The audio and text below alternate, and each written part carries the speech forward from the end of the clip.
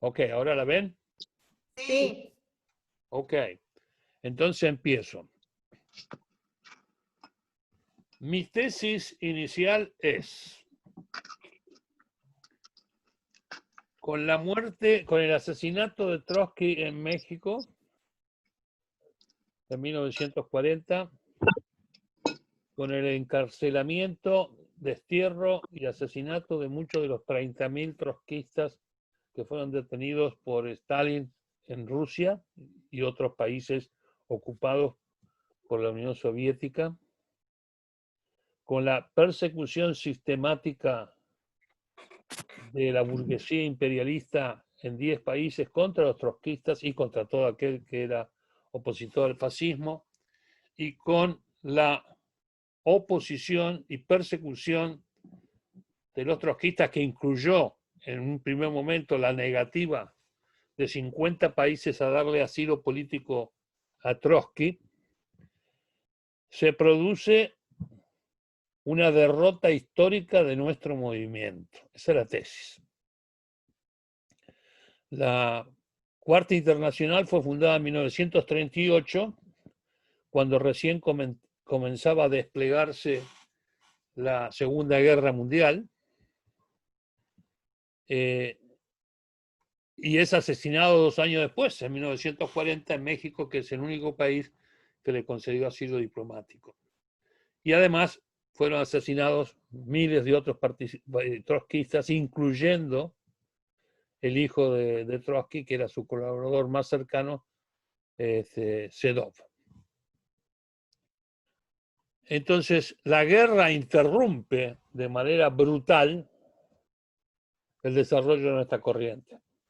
Solo hay un país en donde el trotskismo es o permanece en la Segunda Guerra Mundial con cierta importancia, que es Estados Unidos con el Socialist Workers Party.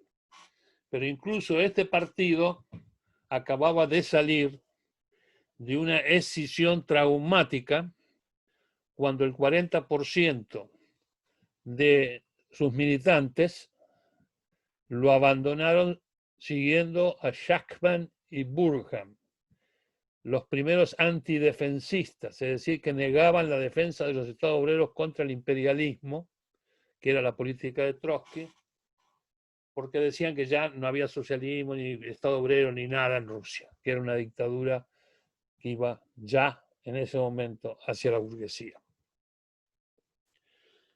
Shachtman y Burham, todos sabemos de dónde terminaron, ¿verdad? Burham se fue del Socialist Workers Party y fundó la escuela del neoliberalismo, con un libro que aún hoy es considerado la Biblia de los neoliberales, que se llama La Revolución de los Managers.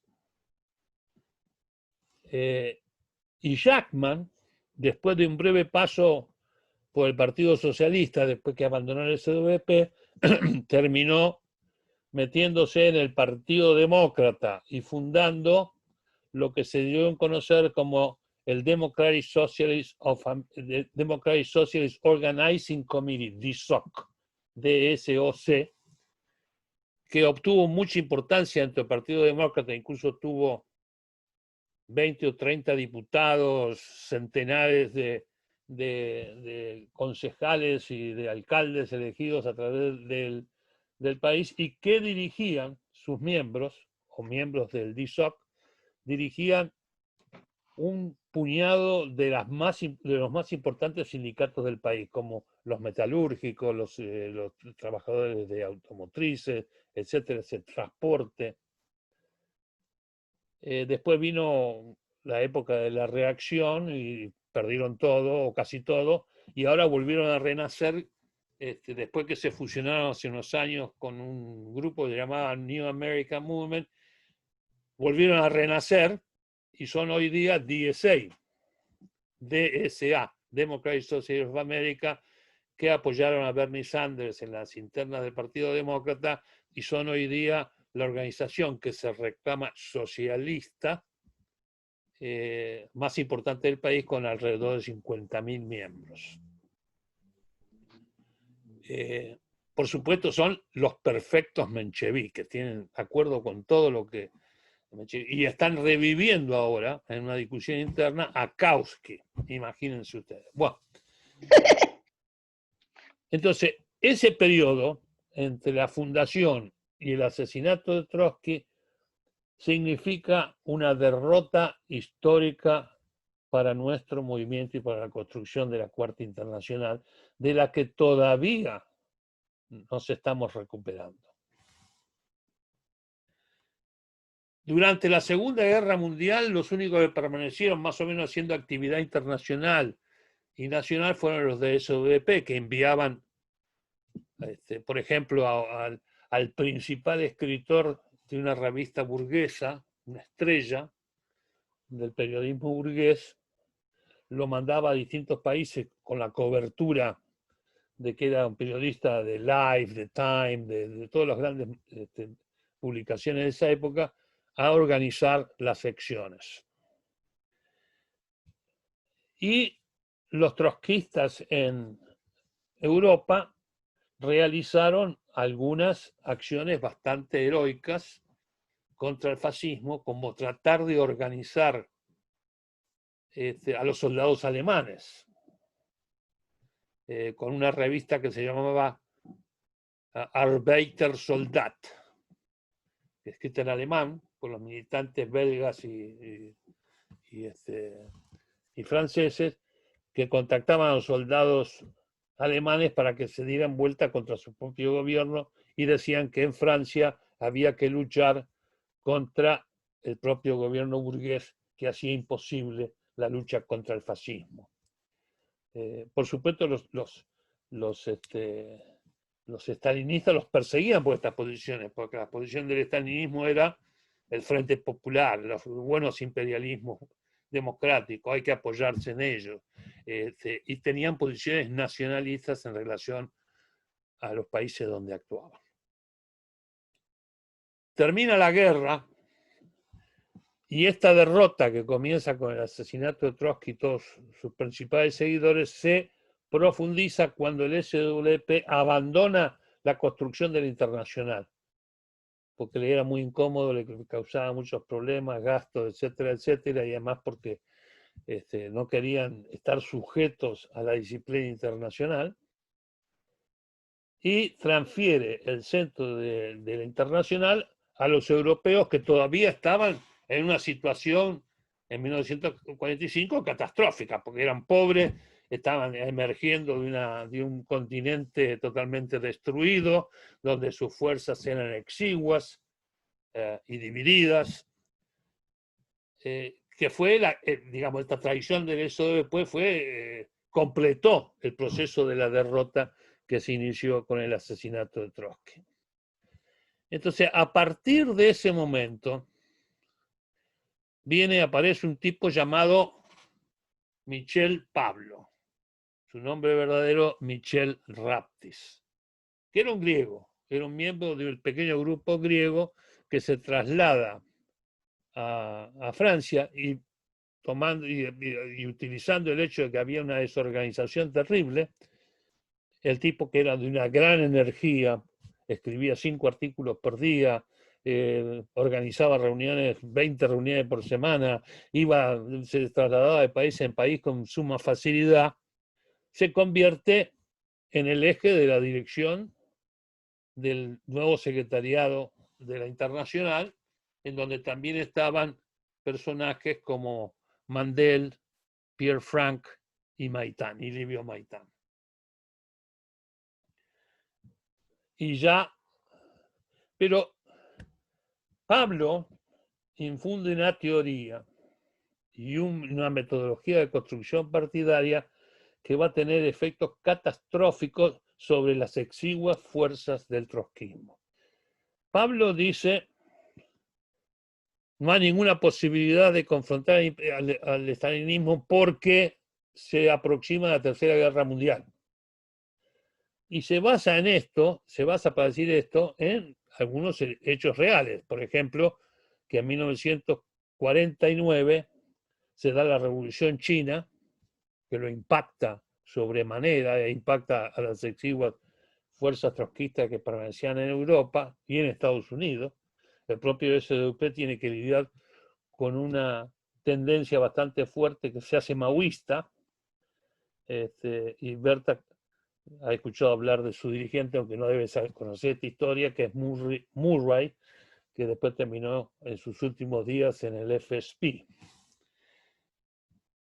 Y se da un año después de creada de tomado el poder por Mao, se da la guerra de Corea, donde Estados Unidos aniquila prácticamente a Norcorea y obliga defensivamente a los estalinistas chinos a lanzar un ataque con 1 o 2 millones de soldados que empuja a los americanos hasta casi tirarlos al mar. O sea, los echa de Norcorea, ocupan casi toda Surcorea, y están a punto de echarlo al mar, y en ese momento el estalinismo chino llega a un acuerdo con Estados Unidos de establecer la división del país en el paralelo 38. Entonces, basado en esos hechos objetivos que estaban sucediendo, Michel Pablo dice, no, vamos derecho a la guerra imperialista, burocracia estalinista. En esa guerra va a triunfar el estalinismo y tenemos que prepararnos para 100 años o más de dominación estalinista del mundo. Entonces, nuestra política tiene que ser el entrismo sui generis. ¿Qué quiere decir el entrismo sui generis? Que no es la táctica que desarrolló Trotsky en la época de los años 30 para meterse, que los grupos trotskistas se metieran en las organizaciones de masas socialistas que estaban experimentando la rebelión de sus sectores más jóvenes para entrar, captar a esas jóvenes que querían ser revolucionarios y salirse con ellos de los partidos reformistas en corto periodo. Michel Raptis, diciendo que porque viene una guerra y 100 años de dominación estalinista, lo que hay que hacer es meterse en forma sui generis, es decir, hacer lo que él llamaba el entrismo profundo. Y en esto estaban de acuerdo o acordaron la mayoría de los personajes que hoy conocemos como muy conocidos del trotskismo. Mandel, Frank, Maitán, Cano, Lambert, Gili, Posada, Moreno, Tony Cliff, Ted Grant, Altamira, todos estaban de acuerdo con esto. Y lo aplicaron, trataron de aplicarlo a su manera. Es decir, algunos entraron a partidos socialdemócratas y casi se disolvieron, otros a partidos stalinistas. Perón lo intentó, Moreno lo intentó hacer con el peronismo en la Argentina. Otros entraron al movimiento en México, por ejemplo, un pequeño grupo trotskista que había ahí entró y se disolvió en la corriente que había formado Lázaro Cárdenas. Entonces se da un desastre completo. Ante esa situación hay un partido que inicia la resistencia, pero lo inicia no porque tuviera tanto desacuerdo con la política de Michel Pablo, sino porque Michel Pablo lo quería obligar a irse adentro del partido estalinista que ellos no querían, que era el partido francés, que los había perseguido durante la guerra. Entonces los tipos decían, no, hay una línea de sangre acá, los tipos nos matan. Entonces, Michel Pablo intentó organizativamente obligarlos interviniendo el partido, lo cual fue rechazado por la enorme mayoría de los militantes franceses. Entonces, ante esta situación se solidarizaron los miembros Cannon y la mayoría del partido norteamericano. Posadas, ¿se acuerdan quién era Posadas? Y otros. Posada después se quedó con Michel Pablo.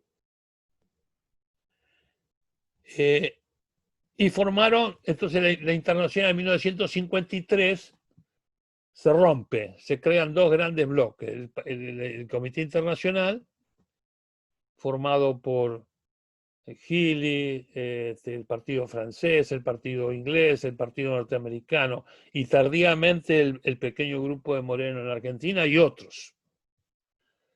Y Michel Pablo continúa en la dirección de lo que queda de la internacional y fundan la Cuarta Internacional, Secretariado Internacional.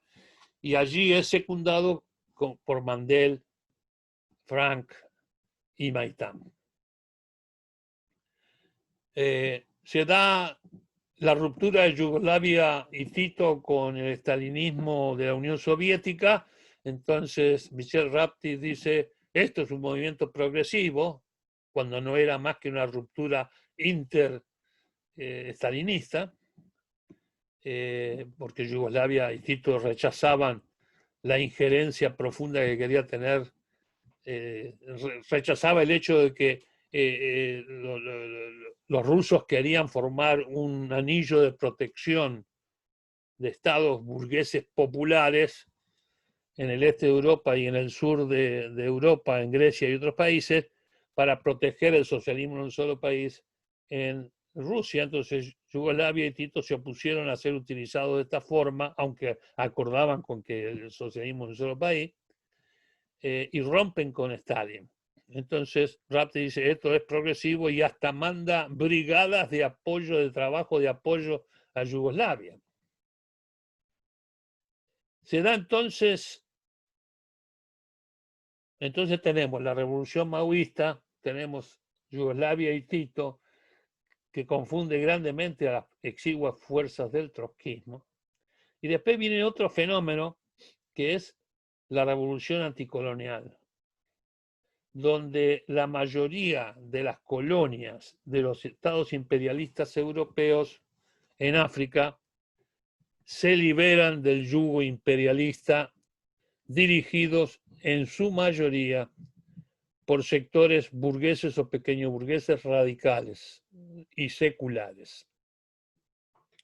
Ante esta ola de revoluciones anticoloniales, Pablo plantea hay que meterse en los gobiernos de estos regímenes burgueses. Y él mismo funge como ministro de la república fundada en Algeria, dirigida por Ben Bella, que después es detenido, preso en Francia, no va al caso ahora, pero se vuelve ministro. Ante todo esto, comienza una resistencia en su propio campo, digamos. Mandel, Frank y Maitán se sublevan contra Pablo y finalmente lo expulsan de su secretariado internacional. Y Michel Pablo termina, después de haber infectado el internacional con sus ideas y con el ritmo sui generis, etcétera, etcétera, se queda con muy pocos militantes, sobre todo en Francia. Entonces viene entre 1953 y 1963 enormes sucesos a escala mundial.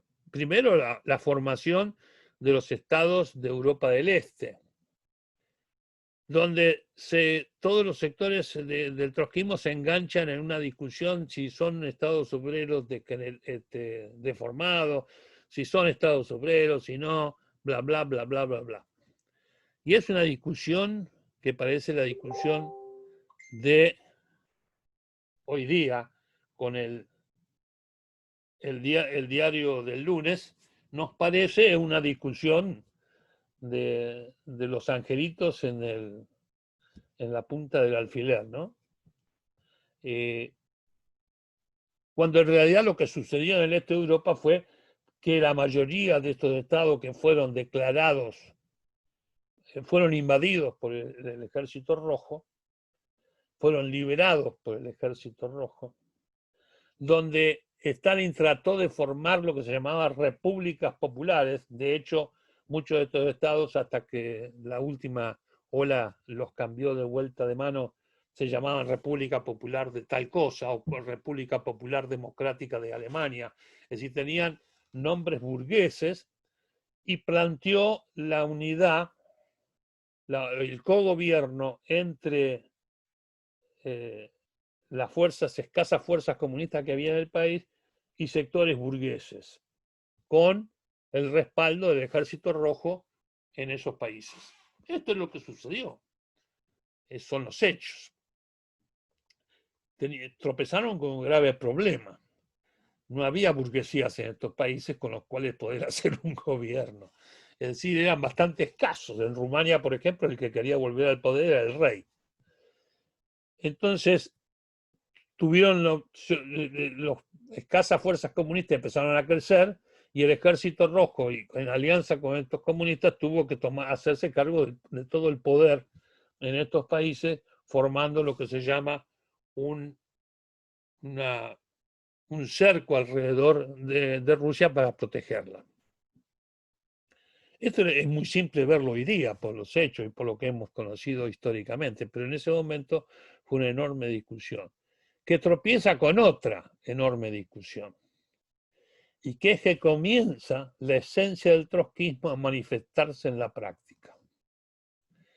¿Qué pasó? En 1953, recientemente escindidos los trotskistas, se da la revolución anti-estalinista de Polonia, donde los trabajadores y los estudiantes quisieron formar una república que fuera donde hubiera soviets democráticos y fueron aplastados por la burocracia soviética. Se da en el mismo año donde se escinde el trotskismo, se da el levantamiento de Berlín, que también es un esfuerzo, sobre todo de la juventud de Berlín, de crear soviets democráticos y rechazar la intervención del Ejército Rojo, que también es aplastado por las fuerzas militares rusas. Después se da otra nueva insurrección en el 56 en Polonia, se da la insurrección también para democratizar el Estado socialista en Hungría, y luego, finalmente, en Checoslovaquia en 1968. Entonces, esto era la esencia del trotskismo, para eso existimos, para hacer la revolución política. Una de las dos razones fundamentales, como explicó Berta en su presentación, era precisamente derrotar al estalinismo y hacer la revolución política. Y en estos levantamientos era la expresión más pura del programa de la revolución política, es decir, de la revolución permanente. Lejos de eso, por ejemplo, en Berlín, cuando se dio en 1953 en Berlín y la primera en Polonia, Mandel, Livio Maitán y otros dijeron que eran simples revueltas influenciadas por el imperialismo del oeste. Es decir, abandonaban de hecho la teoría de la revolución permanente en relación a la revolución política. Y tuvieron poca o ninguna intervención. Por ejemplo, yo tuve oportunidad de hablar con Peter Fryer mucho sobre este proceso. Peter Fryer era un miembro del Partido Comunista Inglés que fue enviado a Hungría para escribir sobre la supuesta contrarrevolución de Hungría para el periódico comunista estalinista de Gran Bretaña, y el tipo viaja y se da cuenta de que no es una revolución capitalista, sino que es una revolución que quiere reformar el Estado, convertirlo realmente en socialista si se puede, a través de la creación de concilios democráticos de obreros y de jóvenes. Y escribe estos artículos y por supuesto lo expulsan del Partido Comunista, y Peter Frey se va con un grupo bastante numeroso de intelectuales y demás del Partido Comunista, como sucede en muchas otras partes del mundo, y se hacen trotskistas. Pero esto no es lo que facilita que el Comité Internacional y el Secretariado Internacional se unifican. Se unifican en 1963, se reunifica y se empieza a llamar el Secretariado Unificado. Y es la reunificación de los mandelistas, franquistas, de Frank Maitán, el SWP y todos sus partidos simpatizantes alrededor del mundo. Quedan afuera la organización de Lambert, de Healy, que se niegan a esta reunificación y siguen formando su comité internacional que después explota a los pocos años. Y Posadas, que había sido el virrey nombrado por Pablo en Latinoamérica para controlar todas las organizaciones trotskistas en Latinoamérica, que empieza a perder toda su influencia. Moreno, por su parte, se reunifica con este secretario unificado que surge de la reunificación de 1963, 2 años más tarde, con algunas críticas, pero se reunifica. Es decir, la enorme mayoría del trotskismo se reunifica en lo que se llamaba la Cuarta Internacional, Secretariado Unificado. Quedan por fuera algunos partidos. Pero esto, digamos, es el núcleo fundamental. Pero no se resuelve una enorme cantidad de problemas y de discusiones. Por lo tanto, siguen existiendo fracciones a su interior. La fracción mandelista, la fracción de Maitán, que a veces acuerda con Mandela y a veces no, la fracción de Cannon de SODP con un grupo de partidos de habla inglesa y alguno que otro en Latinoamérica, la fracción de Moreno, que es muy pequeña en este momento, que se llama SLATO, Secretariado Latinoamericano del Trotskismo Ortodoxo, y se dan otras corrientes que continúan por su cuenta, fuera del Secretariado Unificado, como son la de Tony Cliff, que es el fundador del SWP de Inglaterra, Ted Grant, que es el fundador de la tendencia militant, que después se divide con Peter Taft y forman dos, y Altamira, que es Lambert, que crea su propia internacional con Healy, después se pelea con Healy por razones filosóficas, según ellos, y forman su propia internacional con grupos como el de Altamira, el Partido Obrero en la Argentina. Es decir, y comienzan muchos problemas teóricos que continúan dividiendo y no siendo clarificados. Por ejemplo, cómo se formaron los estados obreros del este de Europa.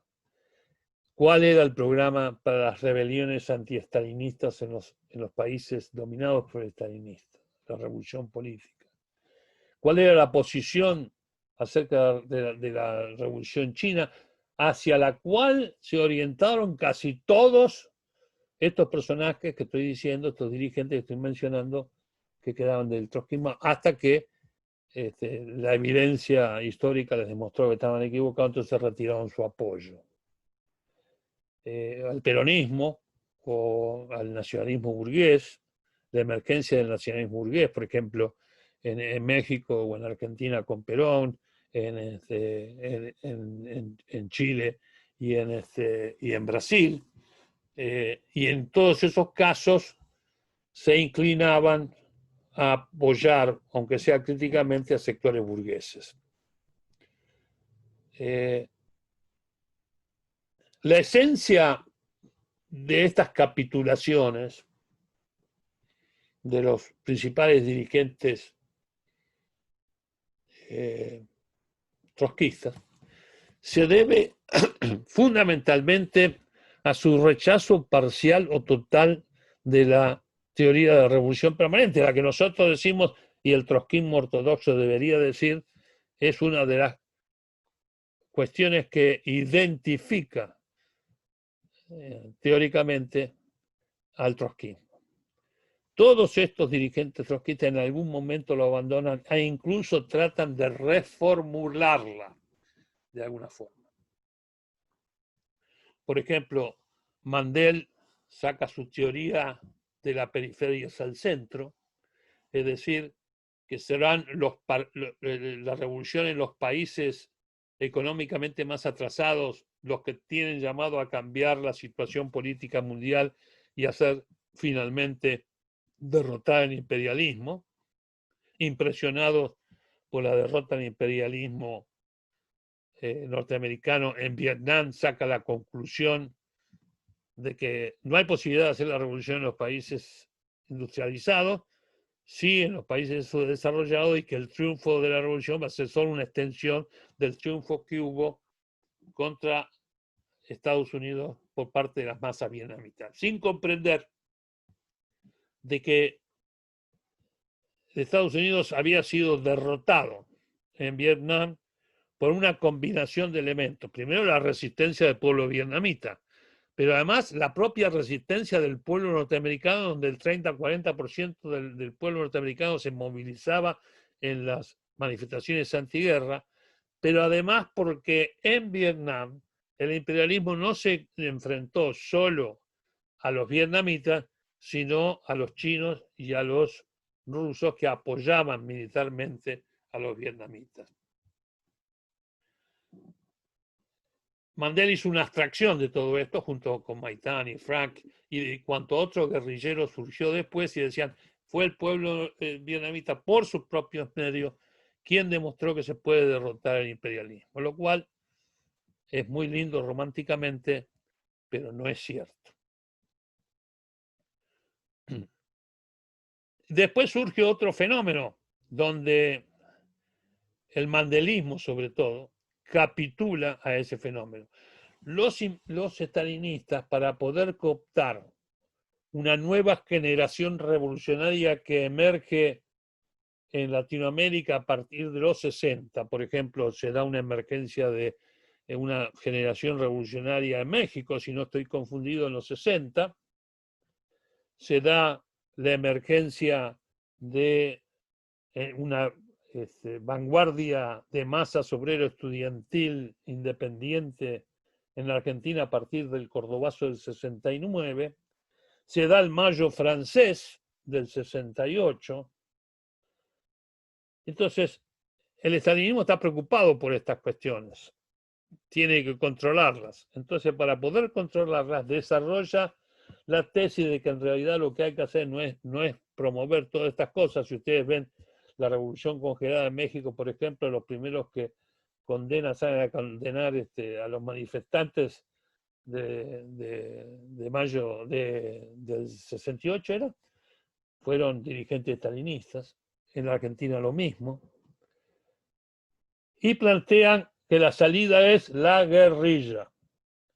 Es decir, la forma de atrapar a la pequeña burguesía radicalizada y a sectores juveniles del movimiento obrero es presentarles una opción que en apariencia, no en la realidad, fuera más revolucionario que lo que le planteaban los viejos militantes trotskistas, que les planteaban la organización de partidos de masa, intervención en la lucha de clases, etcétera, etcétera, y la insurrección como la culminación de esta intervención.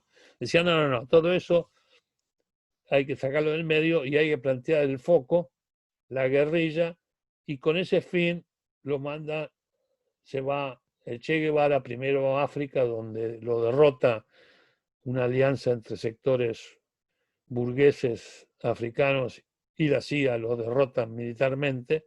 Después aparece en Bolivia, donde el propio Partido Comunista le niega apoyo y finalmente es asesinado por tropas bolivianas dirigidas por un agente de la CIA. Pero en ese proceso de formación de guerrilla, los estalinistas soviéticos utilizan a Cuba como la punta de lanza y dicen, y Cuba llama a la formación de lo que se llamaba la OLAS, Organización de Liberación de los Pueblos, que era un intento de expandir a través de la guerrilla la influencia tanto del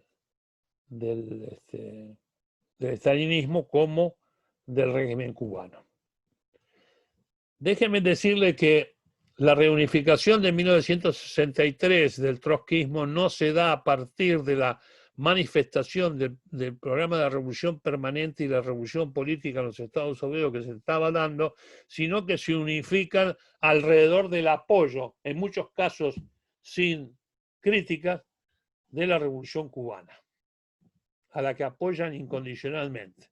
Lo cual no está mal apoyar críticamente el proceso revolucionario, y el único que plantea que está bien, todos dicen que es una revolución obrera socialista, que de obrera y de socialista tenía poco, era una revolución democrática que fue obligada por las circunstancias a ir más allá de los objetivos iniciales. Y el único que plantea, pero el único que plantea en estas circunstancias, que sí, que está bien todo lo que dice el secretario unificado, hay que unificarse alrededor de Cuba, etcétera, etcétera, pero tenemos que formar un partido revolucionario en Cuba nuestro, es Moreno. El resto dice no. En Cuba no es necesidad de hacer un partido revolucionario trotskista porque los revolucionarios están en el poder. Y esto va a ser una cuestión que se va a repetir después en la revolución nicaragüense, donde el morenismo organiza el apoyo crítico, la unidad de acción militar con el sandinismo, en un momento que el sandinismo estaba a punto de ser derrotado, estaba en una coyuntura bastante difícil, y llama a la formación de brigadas internacionales para ayudar a derrocar a Somoza. Y esta brigada se forma, se llama la Brigada Simón Bolívar, que se entrena en Costa Rica e interviene en la guerra civil, en la última etapa de la guerra civil, y ayuda al derrocamiento de Somoza, que cae por una serie de otras condiciones internacionales que no da al punto de ser acá. Y lo primero que yo estaba ahí, y lo primero que Moreno me dice es, lo primero que hay que hacer es construir un partido revolucionario, porque esta gente de sandinistas son pequeños burgueses y van a ir hasta ahí, pero después más de ahí no van a avanzar. Mientras que Mandel, a su propia organización que tenían en Nicaragua, les ordena disolverse, porque los revolucionarios están en el poder. Entonces yo voy a Nicaragua y los primeros que recluto es a estos mandelistas, porque le habían dicho se tienen que disolver, entonces fue muy fácil convencerlos de que no. ¿Por qué te ríes, Huehuetzin? Ironías de la vida. Bueno. Y después se da otro fenómeno. Bueno, en relación a la revolución nicaragüense, Mandel, Frank, Maitán y los de SODP norteamericano y todas sus secciones plantean antes del triunfo del sandinismo, cuando el sandinismo estaba en dificultades, dicen, son un grupo pequeño burgués, no hay que apoyarlos, apoyarlos es reformista.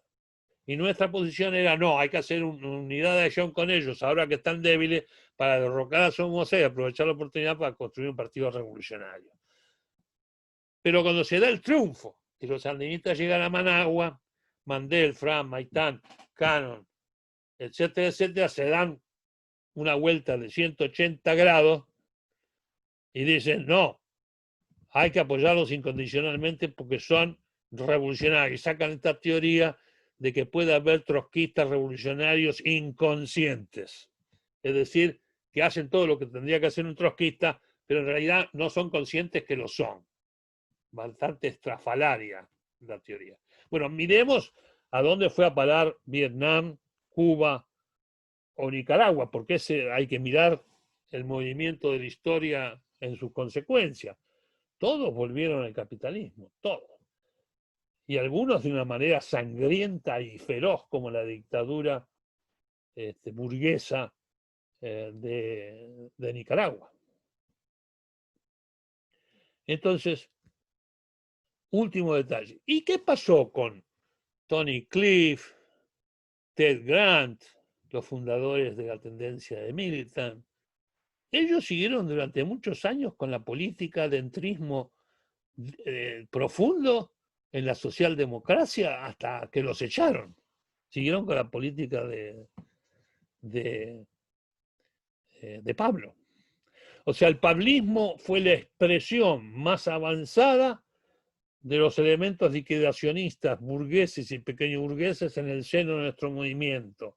Y recién ahora se nos está presentando la oportunidad, después del desarrollo teórico de todos estos hechos, de todas estas disputas, de todas estas luchas ideológicas, de comenzar a reconstruir el movimiento de Trotsky y tratar, no sabemos si vamos a triunfar, tratar de reconstruir lo que Trotsky planteaba hacer en 1938, que era construir una internacional revolucionaria.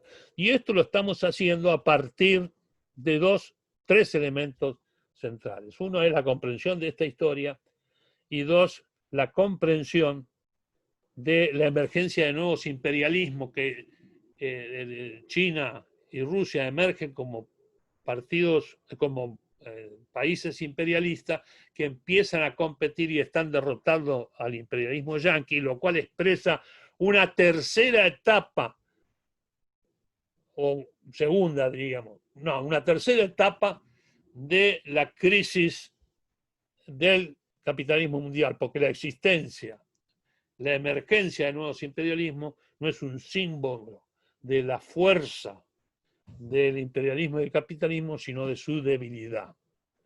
Y que hayan creado de la nada, o aparentemente de la nada, un bloque opositor que le está ganando, es expresión de esa crisis. Nosotros fuimos, creo, los primeros que planteamos que emergían como países imperialistas y que esto que está sucediendo iba a ocurrir hace 10 o 12 años, mientras, por ejemplo, partidos trotskistas, por ejemplo, la mayoría de los partidos trotskistas en Argentina, plantean de que no, de que todavía existe una transición hacia el capitalismo en China. Vaya a saber por qué. Dicen que es una transición al capitalismo, cuando no solo ya son capitalistas, sino imperialistas. Y que en el caso de una confrontación, y esto lo dice el PO claramente en un debate que tiene interno, que en el caso de una confrontación entre China y Estados Unidos, como China es semicolonial, todavía van a estar del lado de China. Más aún, tuvimos una discusión con un grupo en Argentina para discutir si habría, explorar si teníamos algunas posiciones acercadas para ver si nos podían funcionar, y los compañeros nos dijeron acerca de la teoría. ¿Cuánto hace esto, Berta? ¿3 años? Nos dijeron que nuestra posición de que había países imperialistas emergentes era una locura. Bueno, casi nadie lo niega, es decir, ni los burgueses, ni los chinos. Éramos charlatanes. ¿Cómo dices? Que éramos charlatanes. Que éramos charlatanes porque lo planteaban. ¿Cuánto hace esto? ¿3 años? Sí. Ok. Y el otro es la cuestión del clima, donde nosotros estamos desarrollando una teoría, un desarrollo teórico. Nosotros decimos que ya la catástrofe climática es inexorable, que vamos a una catástrofe climática global, que como producto de eso va a colapsar el sistema capitalista mundial y que hay que luchar para ver qué hacemos post-colapso, qué hacemos después del colapso, porque el colapso No lo podemos detener haciendo la revolución hoy, porque la acumulación del CO2 en la atmósfera ya es tal que va a estar ahí produciendo el desastre durante otros 100 años. Entonces la revolución socialista va a tener como objetivo reorganizar la sociedad post-colapso, garantizando la plena igualdad y distribución de todo para la sobrevivencia. Los mandelistas y otros, algunos trotskistas, como los argentinos, por ejemplo, la mayoría de los argentinos, dicen sí, es un problema grave, pero no dicen nada de lo que hay que hacer. Y otros, como Mandel, como el mandelismo, no Mandel porque Mandel ya está muerto, como Tegrán, como los de Militan, etcétera, etcétera, dice sí, es una situación muy grave, hay que hacer algo, pero no hablan del colapso, sino que dicen, plantean una variante de lo que llamado el ecosocialismo, que es una corriente que plantea que es posible restablecer el equilibrio entre la naturaleza y el hombre, cumpliendo determinadas tareas. Nosotros decimos que eso es idealista, que lo que tenemos que prepararnos es al post-colapso. Y por aquí, esta pintura general que estoy dando, aquí termino diciendo que estamos en las mejores. Yo siempre digo, ¿para qué organizamos estas escuelas?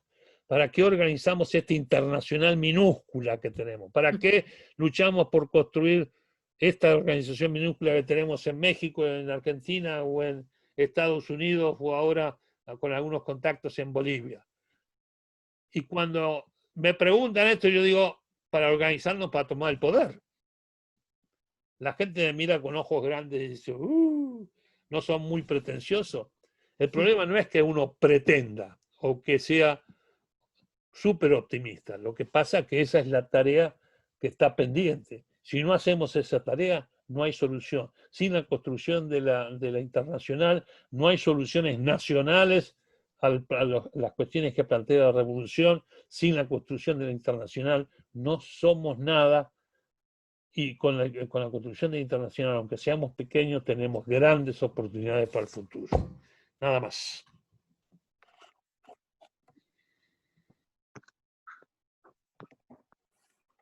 Buenísimo, Carlos. Gracias. Pues veo que quieres hablar. A ver, Berta. Ahorita se abre este espacio para hacerle preguntas, para hacer aclaraciones, para cualquier participación que quieran tener. Entonces, Berta, ¿quieres tener la primera? Tomo nota y les voy dando la palabra. ¿Quién quiere participar? A ver, Berta 1. Después, ¿alguien más? Yo ya levanté la mano. Ya, Eric, ok. Berta, Eric, ¿alguien más? Yo, Ana. Ok, y Ketch también. Ok. Ya nomás Ya me van apunté. alzando la manita, yo los voy viendo. Pati, Eric, Ketch. Sale. Dale, Berta.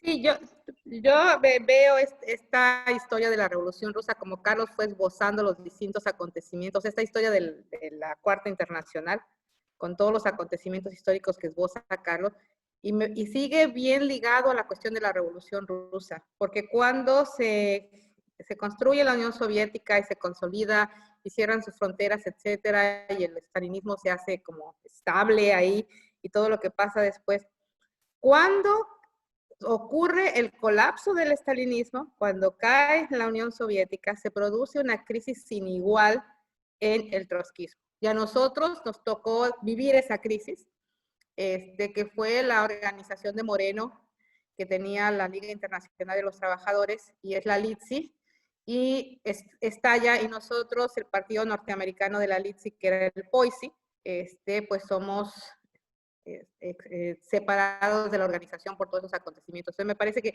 va muy de la mano con esta historia. Y eso era lo único que quería comentar. Okay. Gracias, Berta. Eric, te toca. Vale. Creo que en la misma tónica, no solamente, pues, creo que la historia del trotskismo es bastante abrupta y bastante zigzagueante en general, sino que más bien obedece también a la misma historia de toda la revolución. A fin de cuentas, me parece que apenas ahorita, justamente como dice Carlos, se están otra vez clarificando algunas tendencias, se están otra vez reacomodando algunas cosas.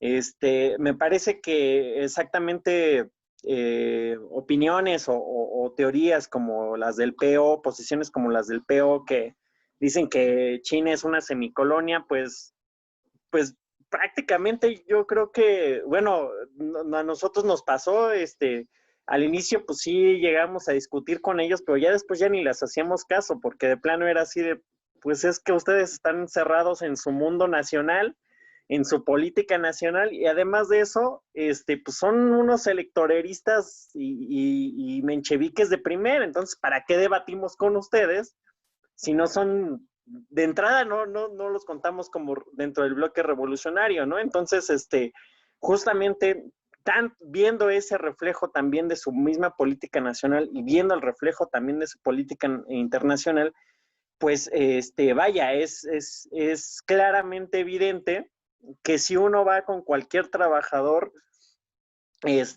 o la conexión simplemente que uno puede hacer con los trabajadores de Asia o de África o de o cualquier otro lugar, te van a decir, bueno, es que mis patrones son chinos.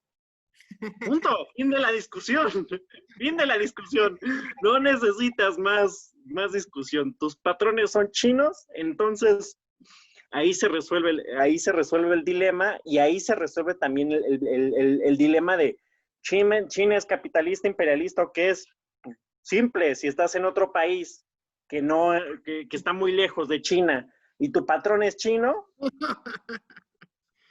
creo que sería necio, tonto y errado no querer ver la realidad por ese lado, ¿no? En ese sentido, creo que sí hay un reacomodo, estamos terminando, me parece, ser este periodo de impas, o este periodo de reacomodo, no sé cómo, tenía una palabra, pero ahorita ya se me fue. Entonces, me parece que este nuevo escenario, en efecto, nos pone sobre tareas más ambiciosas y más avanzadas que los siglos anteriores. Sin embargo, hay una cuestión evidente que creo que sí vamos a tener que hacer un balance, al menos de los últimos 30 años o 20 años, sobre todo porque, en efecto, esta parte climática da un vuelco todavía más rudo de lo que de por sí políticamente ya nos había dado, pues, la caída de la Unión Soviética, las guerras imperialistas y demás, ¿no?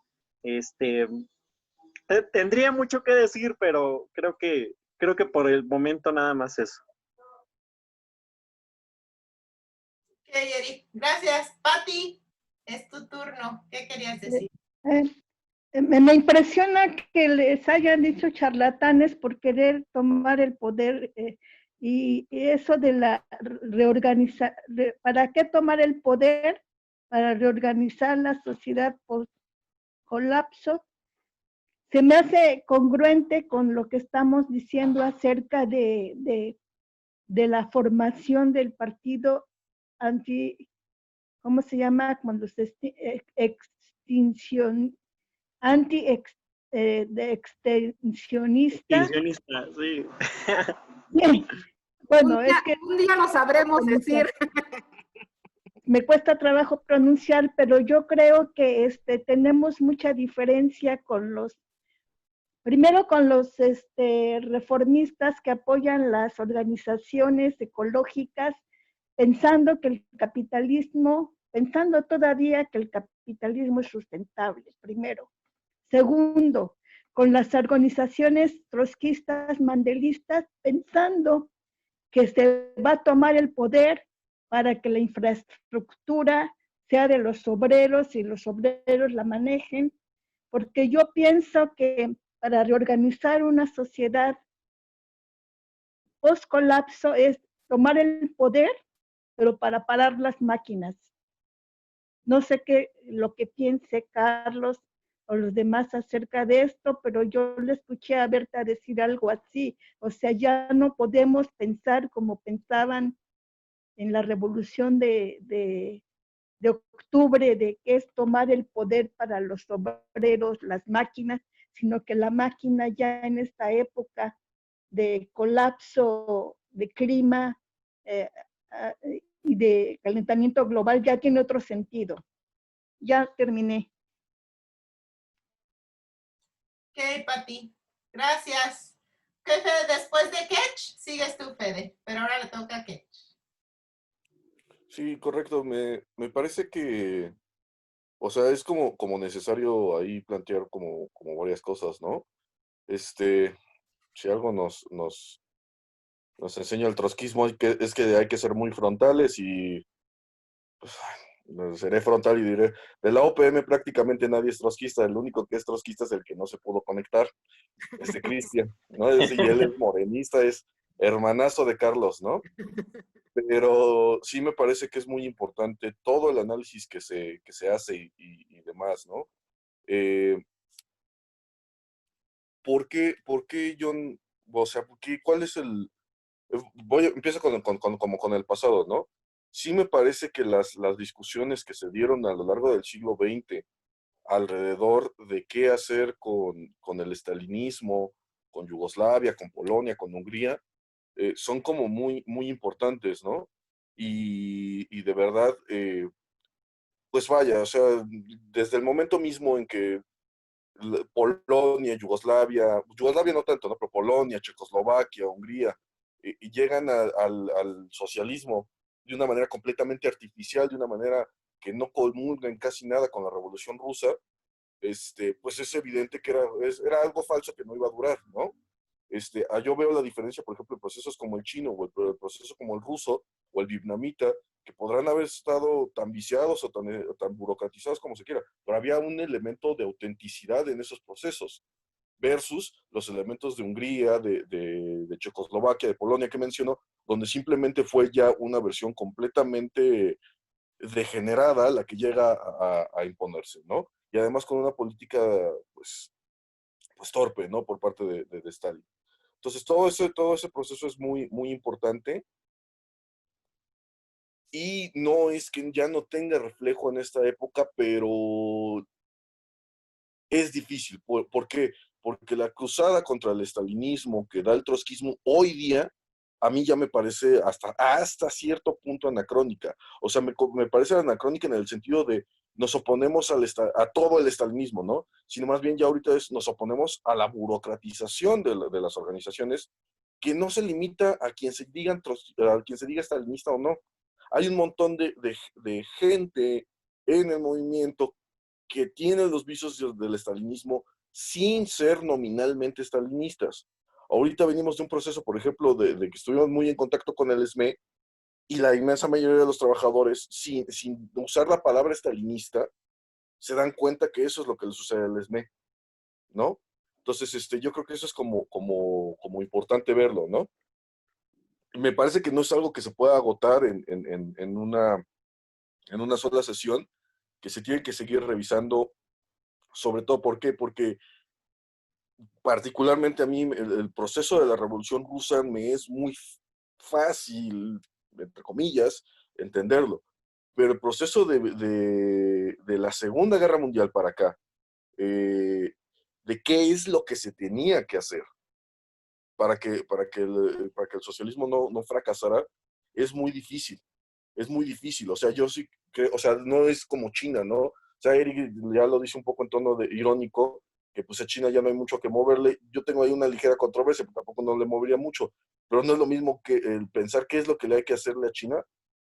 Digo que ya son como cuestiones bizantinas, pero qué había que hacer con la RDA, qué había que hacer con Vietnam, qué había que hacer con Checoslovaquia. Pues son cosas que yo en este momento yo no podría contestar, porque tampoco creo que la solución fuera nada más que, pues, digamos, el trotskismo se posicionara y diera la vuelta ahí. En ese se posicionaba y daba la vuelta ahí. Lo único que iba a pasar era una perestroika 2.0. Entonces ese es el problema, y es una de las discusiones más amargas que hemos tenido con Carlos Petroni, que es cómo en casos como Cuba impulsas una reforma socialista sin que eso se traduzca en una perestroika. Porque es que lo que generalmente sucede, que cuando se intentan impulsar estos procesos solamente terminan en perestroikas. Entonces esa es una cuestión muy amarga que tenemos que ir resolviendo poco a poco, y no creo que se resuelva nada más con una única discusión, ¿no? Entonces eso por un lado. En cuanto al colapso climatológico, es una tesis terrible, porque implica la muerte de millones de personas, y sin embargo,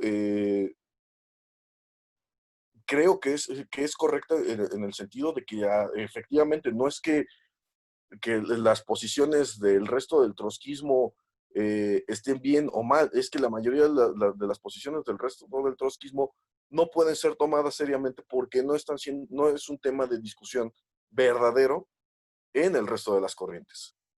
Entonces, yo creo que lo tenemos que pensar un poco por la positiva, en lugar de decir, ay, tú estás bien pendejo discutir, por no tener nuestra posición. Más bien es, compañero, te exhortamos a que debatas esta cuestión, porque es una cuestión ya de que nos está cargando el payaso, ¿no?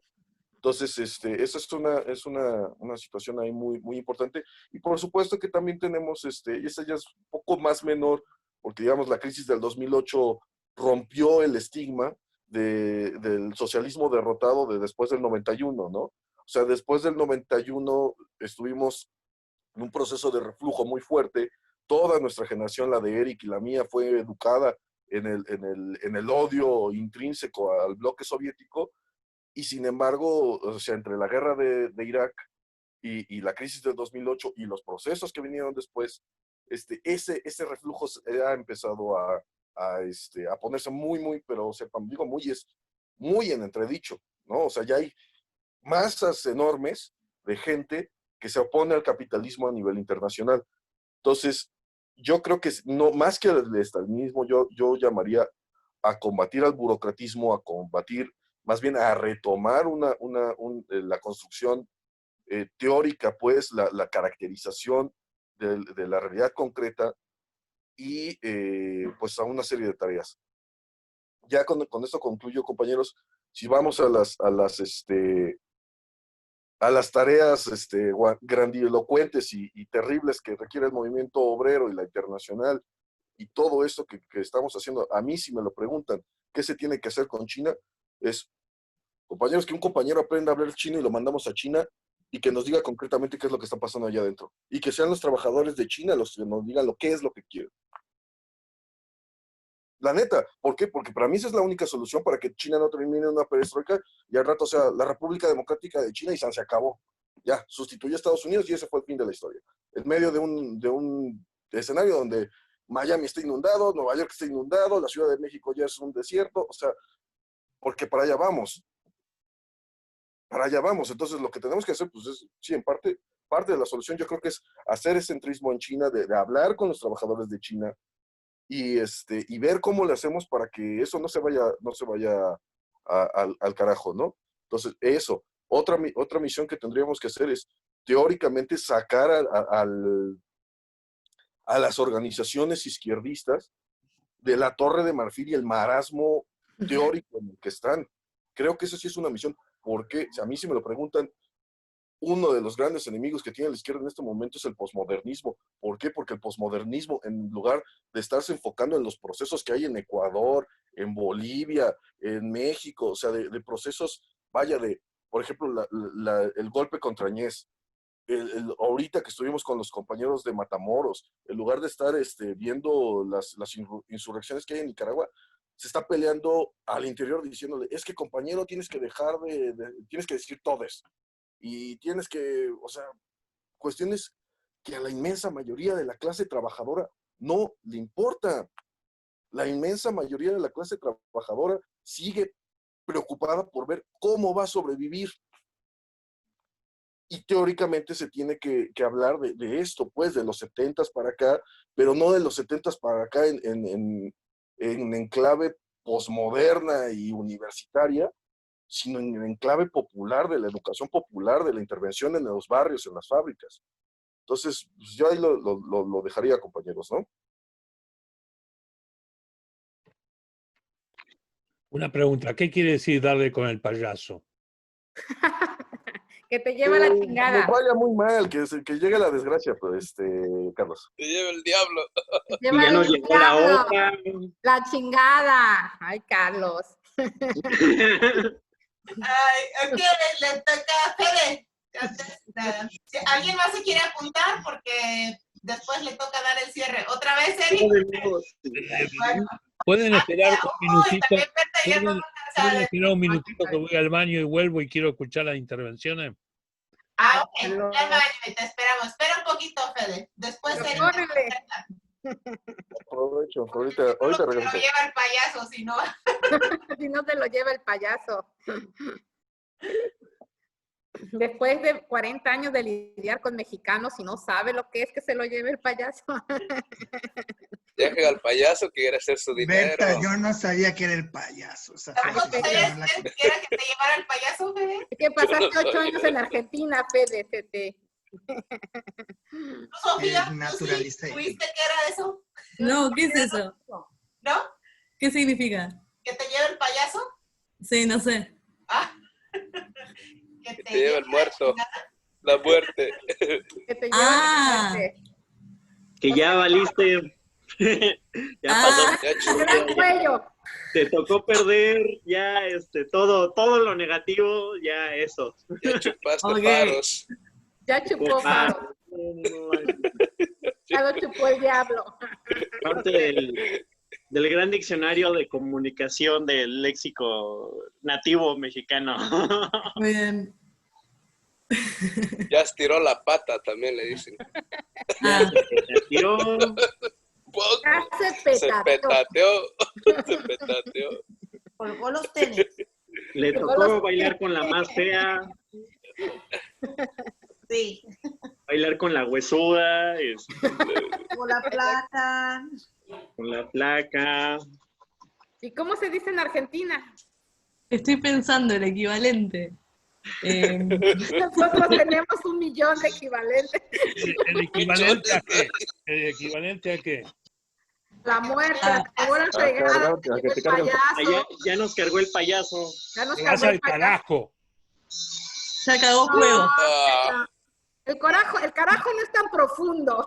No. A todo. No se compara al payaso. No sé Sí, cómo. no. También puedes decir que te vas a la mierda, pero es muy grosero. Ahí se va, yo creo que ahí se va en intensidad. Eso se compara. no, es otro significado. No, hay peores. Retiremos. Le toca su intervención, Fede.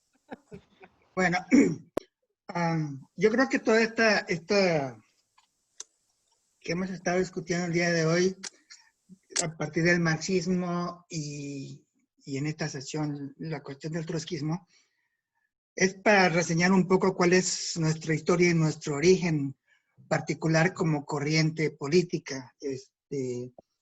Tenemos una historia que ha tenido una continuidad organizativa, aunque sea increíble, directamente desde la época de Marx, que el marxismo ha sufrido una serie de crisis históricas, empezando desde la época de Marx mismo, ¿no? Cuando se vio obligado a disolver la Primera Internacional, cuando la Segunda Internacional entró en una crisis espectacular por el cambio de la época y de entrada del capitalismo a una etapa superior de desarrollo, que es el imperialismo, que está caracterizado y que explica precisamente ese cambio de etapa, el colapso de la Segunda Internacional. La formación, y desde entonces, desde el colapso de la Segunda, el programa de la fundación de una Tercera Internacional revolucionaria, el triunfo de la Revolución Rusa, la formación de la Tercera, y desafortunadamente el fracaso de la revolución en Europa, que aisló a la revolución en Rusia. Todo esto tiene una continuidad política. No es que nosotros hayamos sido miembros del SWP, yo nunca fui miembro del SWP, nada, pero sí de la corriente de Moreno. Moreno fue parte de la cuarta, o sea que hay una continuidad. El hecho de que nosotros en nuestras discusiones internas discutamos todas estas filiaciones tiene el objetivo de comprender el desarrollo político y nuestra posición y la realidad de nuestra existencia actual. No creo yo que el eje central del trotskismo sea el de criticar permanentemente al estalinismo, porque la época cambió. Es más, creo que el estalinismo a nivel mundial ha desaparecido como fuerza política efectiva. No creo que China esté en una situación en la que haya una posibilidad de afirmar que sigue siendo un Estado obrero, porque es básicamente un Estado dominado por un solo partido en el que ha avanzado hacia formas superiores de desarrollo que son capitalistas y que ha avanzado hacia el imperialismo con los proyectos de la burocracia china. Pero lo que yo creo que tenemos que rescatar de toda esta historia del trotskismo es que es precisamente nuestra comprensión actual de lo que debe ser una corriente internacional revolucionaria, ¿no? Entonces, las tareas que tenemos son muy, muy grandes, pero creo que, y en esto nosotros pues reivindicamos las posiciones de Nahuel Moreno en relación a su definición de lo que dice que es el trotskismo. Para Moreno, las dos estrategias del trotskismo tienen que ver con dos fenómenos. Uno, que es el fenómeno objetivo, que es el de la lucha de clases, y nosotros pugnamos por la continua movilización de la clase obrera y de los oprimidos para que puedan dirigirse hacia la toma del poder y construir el socialismo. Esa es una de las estrategias que tiene que ver, intervención en la lucha de clases. Y la otra, que es paralela y que se retroalimenta mutuamente con esta estrategia, es la de la construcción de la organización revolucionaria y la internacional y sus secciones nacionales. Es decir, si no se hacen las dos tareas simultáneamente, creemos que todos los errores del pasado no pueden sino más que repetirse, ¿no? Moreno tiene un articulito muy, muy chiquito que es sobre lo que es el trotskismo el día de hoy. Lo escribió en 1985, en donde él dice que ser trotskista no es repetir todo lo que dice Trotsky, no es hacerle un curso, un tipo de culto como se hizo con Mao o con Stalin. Tampoco significa estar de acuerdo con todo lo que Trotsky haya dicho o lo que haya escrito, es hacerle críticas al propio Trotsky, porque el marxismo es una ciencia y no hay ninguna verdad que sea absoluta, ¿no? El ser trotskista, ser crítico, es incluso ser crítico del propio trotskismo, ¿no? Creo que lo central es eso, lo que acaba de mencionar, es la construcción de una organización internacional, porque es la única que le da, que es acorde con la magnitud de las tareas que tenemos. No se trata de que hoy nos planteemos el destruir las fuerzas productivas o terminar con la industria, ni nada así, sino que lo que se hace necesario es hacer una reconstrucción de toda la producción para que no nos lleve a la destrucción del planeta y a la liquidación de la humanidad. Pero eso es lo nuevo de hoy día, porque siempre habíamos dicho que las revoluciones se hacen para que las fuerzas productivas puedan continuar desarrollándose, y ese no es el programa de hoy, no lo podemos plantear como nuestra tarea. Y bueno, hasta ahí.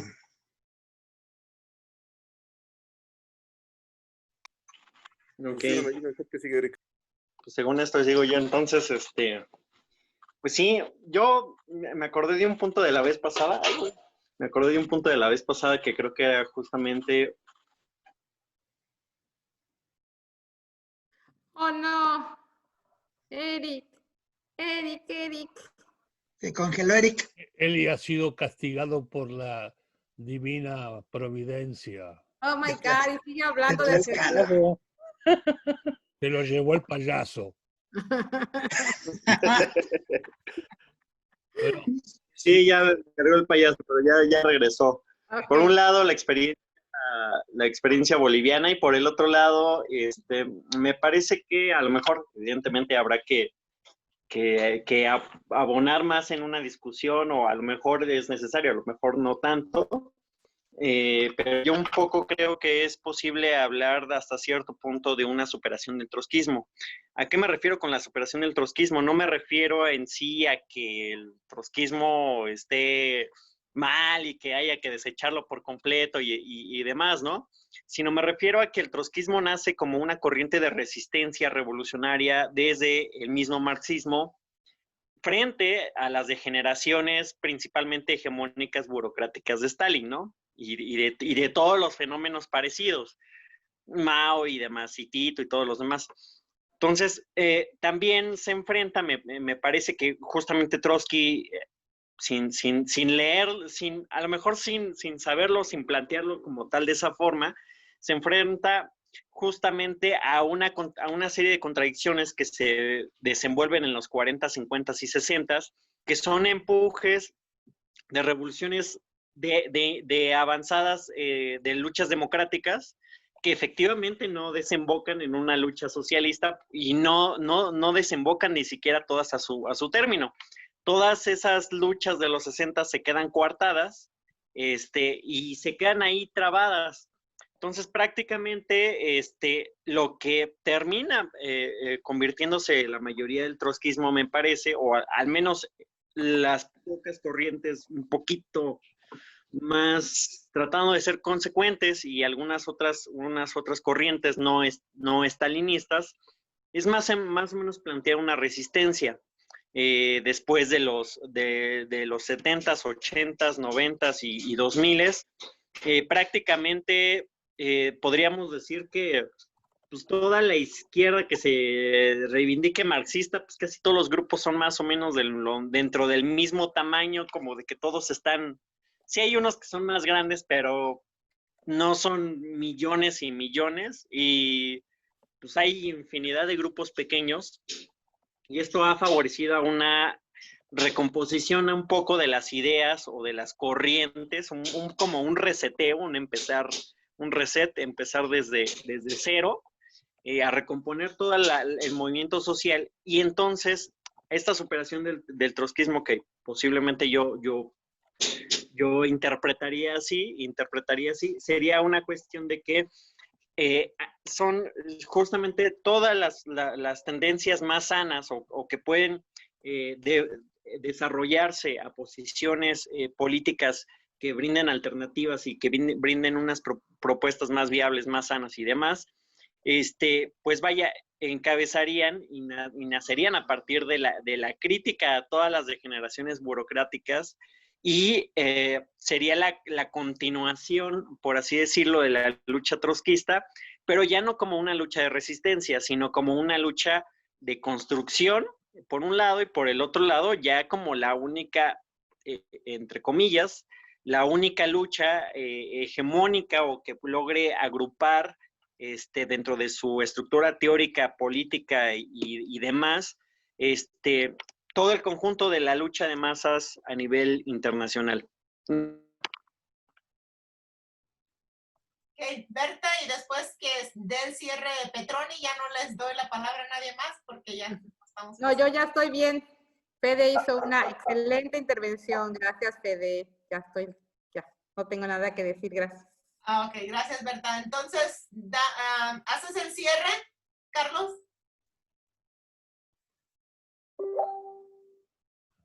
Bueno, lo que plantean todos los camaradas son cosas muy interesantes. Voy a comenzar por lo que dijo Eric al principio, y es: necesitamos un balance. Y yo estoy de acuerdo, tanto estoy de acuerdo que ya estoy escribiendo uno, que llevamos ya como meses escribiéndolo, que se llama La larga marcha por ahora se llama, pero vamos a cambiarlo. la larga marcha de la construcción de la Organización Revolucionaria Mundial, donde tomo todos estos elementos que hoy hice un sobrevuelo y los vamos a explicar en detalles. Lo que voy a contestar también es que nosotros somos el hilo conductor, tal vez el único que queda, de la lucha del trotskismo. Porque la lucha del trotskismo no solo fue una lucha de resistencia contra el estalinismo, sino de proporcionar un programa para la revolución obrera y socialista, no nos olvidemos. El segundo elemento que quisiera aclarar es que el estalinismo como el reformismo surgen del sentido común y son más populares de lo que nosotros creemos. Porque el reformismo dice, no hay posibilidad de luchar contra la burguesía porque son muy poderosos, contentémonos con obtener esta o aquella reforma. Y el estalinismo no ha muerto, solo ha perdido la capacidad de asesinarnos alrededor del mundo por ahora. Pero hay millones de estalinistas, compañeros. No nos confundamos. Y los estalinistas van a brotar y seguirán brotando de a millones porque es una tendencia natural existente en la sociedad. Es decir, la necesidad de que, lo que explicaba Trotsky, si hay escasez de pan y hay una larga línea esperando para adquirir su pan, hay que poner un policía, dicen los burócratas, para controlar el orden. Y así surge la burocracia. Es decir, es una cuestión casi natural. Nosotros estamos en contra de ese estado natural de las cosas. Y el trotskismo es la única corriente mundial que no solo se opuso al estalinismo, sino que luchó por crear una corriente revolucionaria internacional. No hay otra. No el maoísmo, no el centrismo, no las variantes nacionalistas pequeño burguesas. Ninguna de esas corrientes existió, ha luchado por hacer una revolución mundial. La única corriente mundial que lo ha hecho con traiciones, debilidades, tropiezos, accidentes, muertes, persecuciones, ha sido el trotskismo. Entonces nosotros reivindicamos el trotskismo porque somos el hilo conductor de ese intento por construir una corriente internacional revolucionaria. Y para poder hacerla hoy día, llámense marxistas revolucionarios si quieren, hay que tener en cuenta toda esta experiencia y hay que hacer un balance de toda esta experiencia. Porque si nosotros existimos, es gracias a esa experiencia. Y si nosotros aprendimos para el futuro, es gracias a esa experiencia. Si nosotros no hubiéramos estado en el morenismo, no hubiéramos tenido este fanatismo que tenemos por construir un partido revolucionario, no importa dónde. Entonces, más allá de todas las críticas que le hacemos hoy a Moreno, que capituló al peronismo, que se deformó la cuestión de la revolución permanente, un montón de críticas que podemos hacerle. Una cosa que tenía Moreno era andar a Nicaragua, participar de la revolución y construir un partido revolucionario. No para hacer un acto de heroísmo, sino para construir la internacional. Y compañeros, tengamos en cuenta que el trotskismo llegó a ser de masa en varias oportunidades y tuvo la oportunidad de tomar el poder. Estuvo a un paso. Es la única corriente por fuera del estalinismo que en el marxismo estuvo a punto de tomar el poder. En Bolivia en 1953, en Sri Lanka en los años 60. Aprender de la experiencia del Lanka Samaja Pari, que era un partido de masas, que dirigía a la mayoría de la clase trabajadora más oprimida en el Sri Lanka. En Brasil, donde el 80% del Partido Comunista brasileño se pasó en primera instancia al trotskismo, para después ser destruido por la burguesía y el estalinismo. Es decir, hemos tenido oportunidades y no las hemos sabido aprovechar por errores, por capitulaciones, por presiones, pero tenemos que seguir esa corriente, ese hilo, analizar todas esas experiencias y prepararnos para el futuro. Se puede hacer la revolución puede pasar sin el trotskismo, pero la revolución no puede triunfar sin el trotskismo y su análisis. Porque sin el análisis de la revolución permanente, el desarrollo es igual combinado, todo lo que aprendimos hoy y aprenderemos y volveremos a reaprender, es imposible que la revolución triunfe. Esa es así, esa es la elección de la historia. Si no, dígame una revolución que haya triunfado y llegado al socialismo o tendido las bases para el socialismo internacional, que hayan tomado el poder. Vietnam, no, es capitalista hoy día. Cuba es capitalista. China es capitalista. Rusia es capitalista. Entonces, mañana va a surgir otro. Nicaragua es una feroz dictadura burguesa. Es decir, sin el trotskismo, sin el análisis, la base material de la ideología, el programa del trotskismo, es imposible formar otra internacional, aunque esa nueva internacional no se llame trotskista. Es decir, ¿puede existir una organización internacional sin el trotskismo? Sí. ¿Puede ser revolucionaria? No, sin el trotskismo. Es decir, somos una parte fundamental de la construcción internacional. Nosotros hoy día estamos, probablemente con lo minúsculo que somos, estamos una década adelante del resto de las organizaciones revolucionarias del mundo en nuestro análisis, modestamente.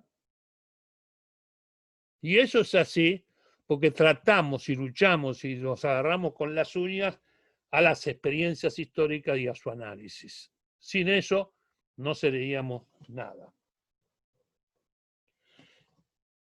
Y le doy algunos datos. Lo que dice Ketch tiene razón. Surge burocratismo por todos lados, en todas las organizaciones. Se degeneran porque no son trotskistas o verdaderos trotskistas. Pero además, porque es una tendencia natural. Uno, si no tienes la teoría y el programa revolucionario, llegas al poder de un sindicato como el EMEO, o de un país como en Nepal, y lo único que se te va a ocurrir es tomar los métodos y el programa del estalinismo, aunque nunca hayas leído del estalinismo. Entonces, la lucha, esa continuidad, es esencial. Seguramente en los próximos 2 o 3 meses voy a presentar este escrito que estamos haciendo y veremos una discusión más profunda sobre este tema, pero que es de capital importancia.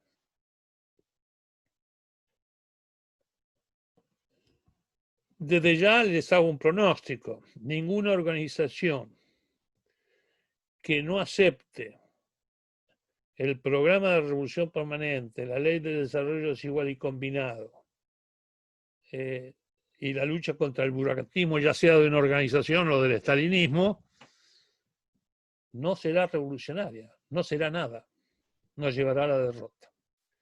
Y lo último, no olviden, compañeros, que el estalinismo formalmente todavía dirige la mayoría de la población mundial. Porque, por ejemplo, si uno va a la India a hacer la revolución, se va a tropezar con una dictadura, la de Modi, que aparentemente es a través de elecciones, pero que es una dictadura casi fascista, porque quieren eliminar a varios millones de musulmanes como ciudadanos de la India, por ejemplo, o hace progromos contra las minorías, pero la única oposición que tiene peso de masas son estalinistas, que incluso tienen el poder en 2 estados muy populosos, en Kerala y otro estado en la India. En China, formalmente, dirige el estalinismo. El estalinismo son los conductores del capitalismo y del imperialismo chino. y preservan toda su estructura.